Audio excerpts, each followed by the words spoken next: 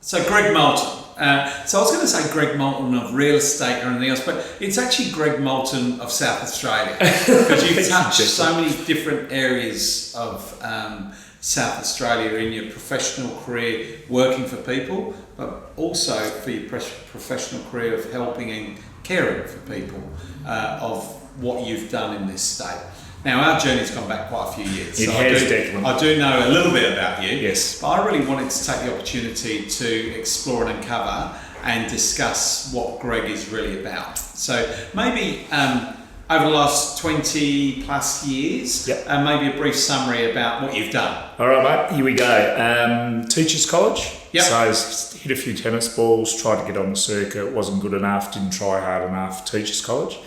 Started in real estate with a guy called Jock Gilbert, still in the game, 1987 I think that was, and if I didn't have Jock, I must say, as a mentor back then, I probably wouldn't still be in real estate, because in those days it was grab a phone, there's your phone book, ring a few people, good luck, compared with the training we've got now.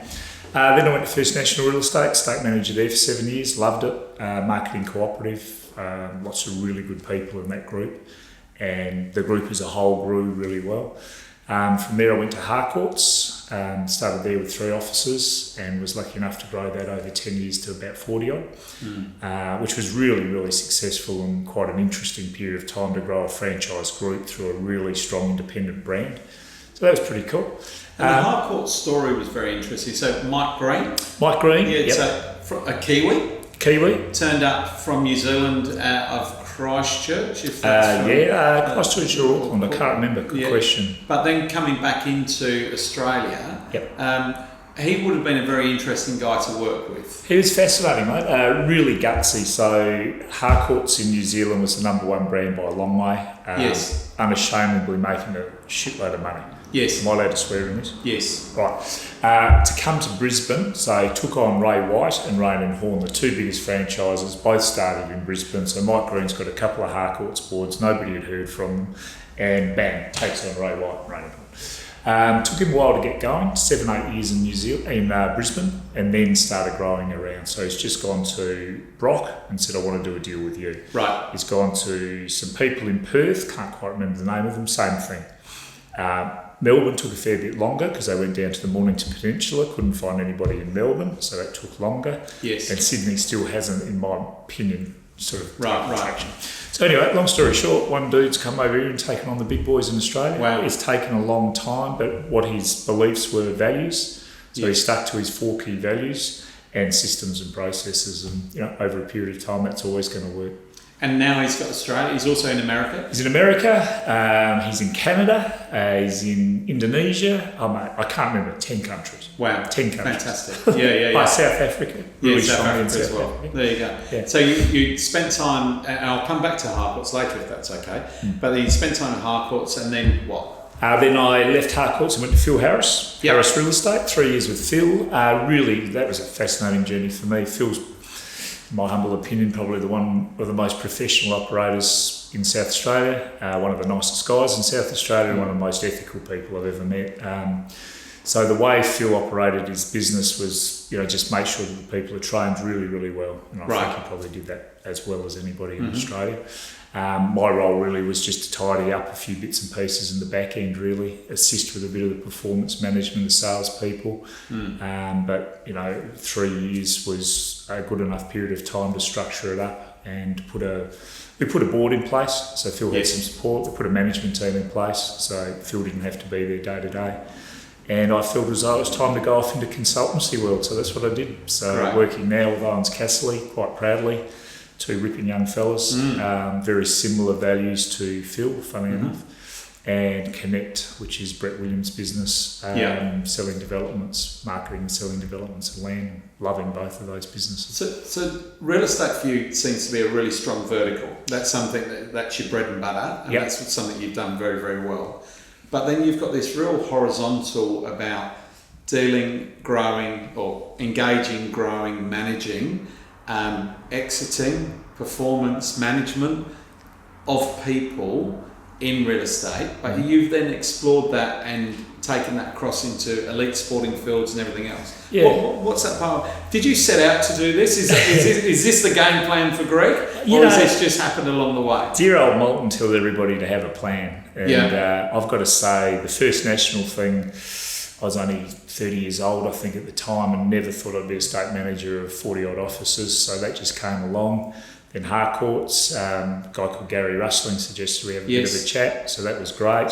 Phil, same thing, and then when I sort of decided to go out into the world, my passion's sport, always has been. Love my tennis, my football, my basketball. The guy that's probably made the most impact on me is a gentleman called Gilbert Anoka. So he's the All Blacks general manager, people and culture. Met him Harcourt, so it must be 4 or 15 years ago now. Mm-hmm. He probably changed the way I think about careers and work and all that on its head. Right. So for mine then it wasn't about work, it was about dealing with people and developing people. So that was my mindset, and if I could get the best out of people, that was my job. And it didn't really matter whether it was real estate, whether it was a football team or doing some work with a catering company, doing some work with a PR company. It doesn't matter what the company is or the sporting. If I'm dealing with Declan, I'll work through the process of how we can get the best for Declan out of what he wants to achieve in life. So that's really where I've gone, mate. And that so where were you before that? Before you had that journey that happened my mindset. For you. Yeah, where was your mindset? Yeah, it was good. I was learning. I was first national. I'm oh shit, now what do I do? Yeah. And the only way I really could learn was to spend time with people that were more experienced than me and did things better than I did.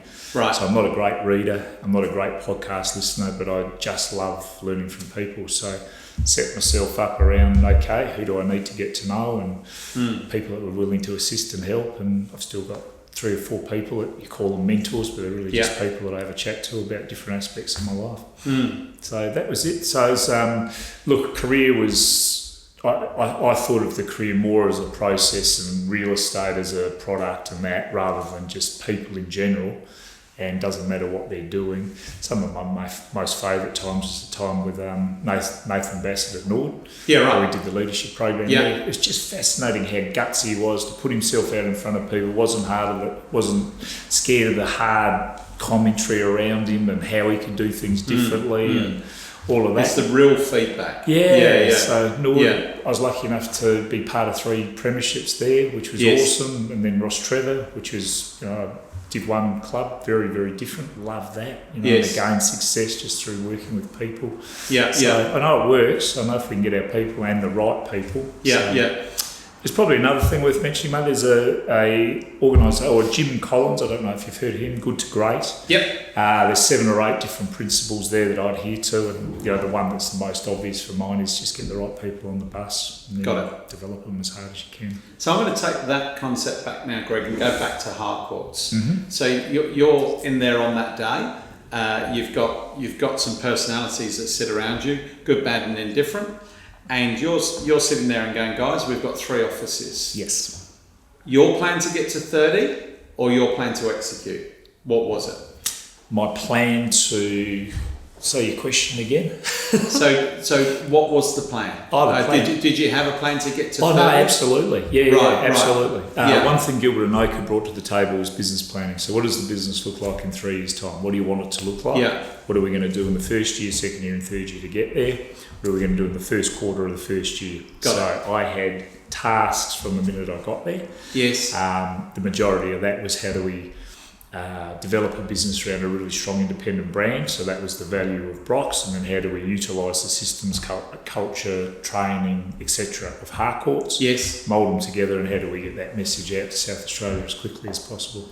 And in 3 years you took it to 30 odd. I think it might have taken a little bit longer, mate. Right. By the time I left, it was certainly up around 40 offices, I think. Fantastic. But I was lucky. First National Real Estate was a terrific group. Yes. I don't think they'll mind me saying, because there's not too many that are still there, but it sort of lost its way a little bit. It certainly wasn't as strong with the training, and it certainly wasn't as strong with the systems. Yes. So a few of those guys saw the value in what we were doing. So there was 3 or 4 really good people that joined us from there. Then it was just like that rolling sort the of momentum. Away we went.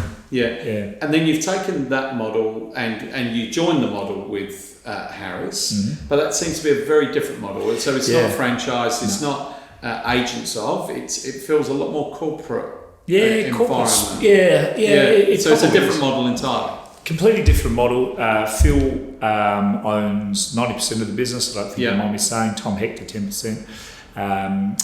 Property management, very strong on Phil's agenda. I think they probably got the biggest rent roll in South Australia, if not, it'd be one of them. So he had a very clear vision of asset rent roll and grew it like you wouldn't believe. And then the best trained salespeople, but he wanted to have control of it. Very hard when you're a franchise. And we did think about it when I first got there. Phil thought that maybe that franchise model would work. I just think you lose too much control. Phil's very specific with the types of people he wants in the business and the way they operate. The franchise, you're going to lose that control. I think also these days you're paying between 7 and 10% franchise fees usually, and just the way the market is, and that 7-10% quite often, unless you're getting massive value, can quite often be the profit. So it's just got to be really careful that you're generating a lot of value from your franchise. And one of the things that you said that you put in place, I think, at the advisory board. So firstly, for any business owners, leaders that are listening to this, what's the purpose of the advisory board? And secondly, what's the purpose of the personalities that sit on the advisory board? Purpose of the board is to guide a sounding board. This usually set up for an advisory board, given the nature of the beast. Phil was like a bit of an island. So I didn't have any ownership. Tom was selling selling really hard, so he wasn't actually in the business and running the business. So who can we put around Phil that can guide him and provide some really strong insights, but also some accountability to Phil? So when I got there was no, Phil just did whatever the heck he liked, and so he should. He's as most business leaders do. All of a sudden, he had a board. We had we had agendas, and he had to explain why he wanted to do things, and then there was feedback backwards and forwards. The skill set of the board's probably the strongest thing. So what did we need on that board to assist Phil? So have a bit of an idea of what Phil's skills are, strengths and weaknesses, and put some people around him that fit in with assisting him with his weaknesses, that he can bounce his strengths off. So that's great. In this case, Gary Rustling was a no-brainer. I'd worked with Gary at Harcourts. He sat on that board. He understood boards. He understood real estate, and he understood business. Jeff Robertson, just a quality bloke. Works with MRS, and again, I just knew him as a quality bloke. More so than his skill set. And Gary then brought on Simon Gerard, which was just a whole new... he didn't get real estate, but shit got business. That's great. And actually, you look at that period of time that advisory board's been there, there's some massive things that have happened. The new Harris HQ, etc., and the growth that they had as well, which is it's down to a lot of success. I think that's, even the building was a good example. So if we just had Phil and I mucking around with what do we do and all that, the way that Jeff Robertson in particular took the lead on that, so that was his skill set, so away he went and drove. Do you know what I mean? Without that, we could have mucked that up, but we actually nailed it. Brilliant. And now, Greg, changing tack slightly, to some of the younger viewers now, so they'd look at us and we've got a couple of grey hairs. Actually, I've got more grey hair than you. I'm not sure. Might be a bit of product in it. And what would be the 3 guiding principles of leadership that you would give to those? If they're listening and watching now, what would you say to them? Look, there's a performance triangle I work to. So one of them's skill set, so understand what you're really, really good at, and work to that. So my analogy is tennis. So I had a far better backhand than forehand, so I practiced my forehand better than my backhand. My forehand wasn't broken, so I should have just left that alone, and I should have become elite with my backhand and used that as a weapon. Then I work at doing something differently. So you've got stuff you're good at, and what can I do differently? So I don't call it what can I do better, but what can I just muck around with and see if we could get a little bit better result. Structure is really important to me. Mine are really simple. Not what I'm going to do for 3 years, 12 months, 1 quarter, 1 week, day by day. So I just have 3 things every day that I want to do well. And the rest of it I'll just, whatever. But if I can concentrate, protect my time for 3 things a day, I feel as I'm fulfilled. I feel as I'm getting them done at a 9 out of 10 instead of a 6 or a 7 out of 10. Then if you sort of multiply that out, 15 things in a working week times blah, blah, blah. So that's structure. The big one's mindset and just understanding how we feel. I don't think people take enough time out of their day to go, how do I actually feel? So I start the day really well. Something might happen and I don't feel so great here. If I take myself out of the situation and make sure I get myself up there, usually it's a walk around the block or whatever it takes. Otherwise, you sort of just follow the little trend down and you finish the day down here. Yeah. And unless you pick yourself up, where do you reckon you start the next day? Probably lower than where you should. So, if I just think... it's actually a very big topic now with mindfulness of mental health for elite athletes that you work alongside. We're seeing the, unfortunately, suicide rates in kids going up. Yep. They're always connected. They're always touching social media, etc., etc. So one of your key mantras I'm hearing here is work and concentrate on mindfulness. Yeah, how do you feel? I mean, we should be asking these young guys, how do you feel? And they'll start off with, great. Nah, mate, how do you really feel? And 9 out of 10 times you'll find that they're not really great. And I can't remember the percentages, so I won't make them up, but it's staggering how many people in a workplace, so Phil's workplace for 100 odd people, you sort of go into it and delve into it, and there's 20-30% of these people that are affected either through depression or anxiety. Yes. Now, that's going to affect their performance, obviously. Of course it is. But if we're contributing to that by putting extra pressure on them, whatever, that's not going to do anybody any good. So just by understanding how people feel and what we can do to assist has probably been good. Gotcha. Yeah. Biggest difference between leaders and managers for mine, sorry, I'm tapping on the table, leaders and managers, everybody should be a leader, in my opinion, or think like a leader. So, what are you going to do to assist in the development of other people? I don't care if you've been in the business one day or you're 16, 17 years old, you're still going to have some attributes that you can assist. And I've learned so much off young people, it's ridiculous. Right, yeah. Rory Sloan comes to mind, met him at 17, 18 years old. Hopefully, I was able to assist with a few bits and pieces, settling him into Adelaide. But now when we meet, I'm fascinated by what he's got to say. Yeah, exactly right. And I don't think if you ever turn off your listening ears, you can't grow. No, exactly. And it's, however old and wise we are, there's always something to learn from somebody else from there. Yeah. Now, Greg, real estate. Yes. Technology in real estate, how important is it, and what would any new budding real estate agent be doing for technology in real estate? Yeah, it's a good question. I'm glad I'm at my end of the career because technology, all beautiful Voiteck stuff and all that, I don't know a lot about it, and I'm on the phone to you regularly to go, well, mate, how do I do this and that? So thank you for your assistance. It's crucial. It's just now absolutely the way people operate. So it helps them structure their businesses. It helps them communicate in the right way at the right time with the right information.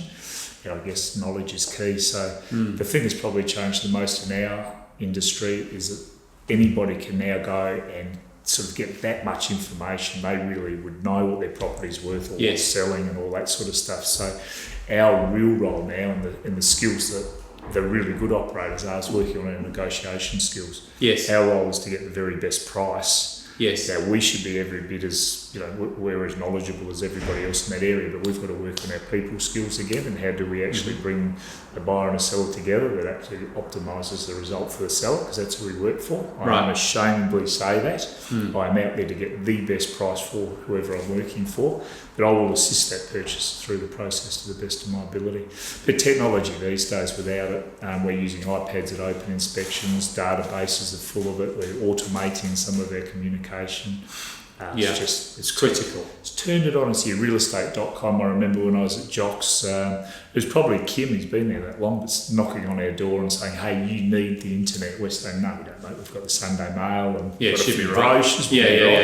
Now look at it. So that's how quickly things are changing.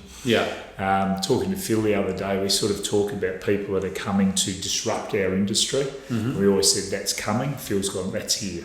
It is dead set here, and unless we are right up to speed with technology, we are going to get left in the way. Yeah, I think it's for every type of industry it's very important, but real estate is one of those older industries that's been automated extremely well, but it's only just starting again.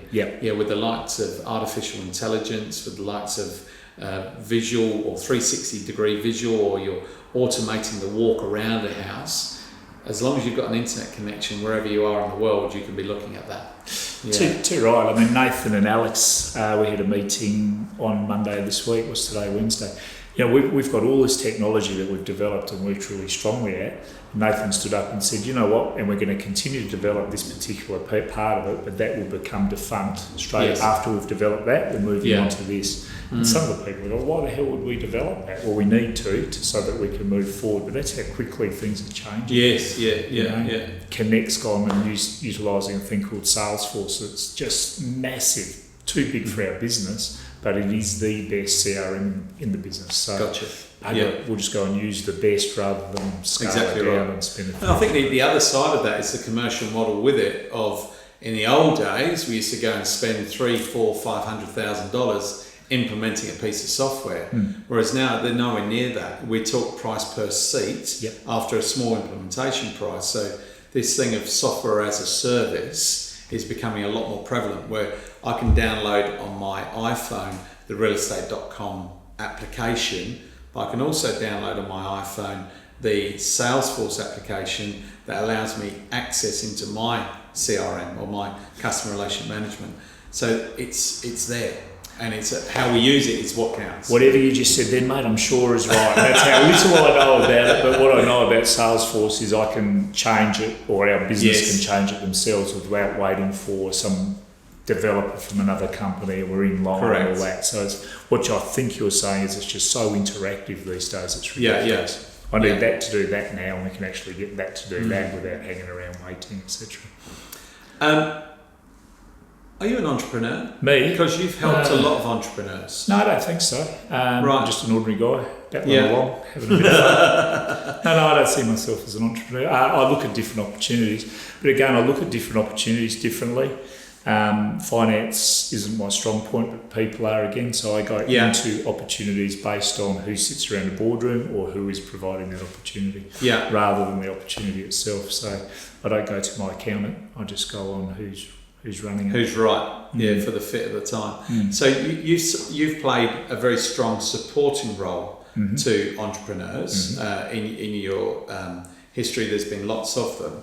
But now in your consulting world, you're actually your own entrepreneur. So do you think that, what are the tips, or what are the 3 or 4 things that you've taken from these great, someone like a Mike Green to someone like a Phil Harris to someone like a Jock Gilbert? What are the 3 traits that you've taken from these people of great entrepreneurial world? Massive guts, and that's what I never had, so that's why I don't consider you're an entrepreneur, mate. Massive guts to run out there into a competitive marketplace and think you can do it better than anybody else, and therefore grow and make a hell of a lot of money. So these ladies and gentlemen, and a lot of others like Nathan and Alex and Brett Williams and now Greg Hobby, just massive courage. It's the sleep at night for me is really important. I struggled, I think I'd struggle if I was running my own business with that. I think some people are made for that, some are better in a supporting role like myself. I get a hell of a kick out of seeing guys like you and Phil and others you've mentioned do really well. Yes. But I just don't think I have the guts to do it. So that's number one. Number two is get a decent team around you as quickly as you can. There's no way Declan would be able to do it by himself, I'm assuming.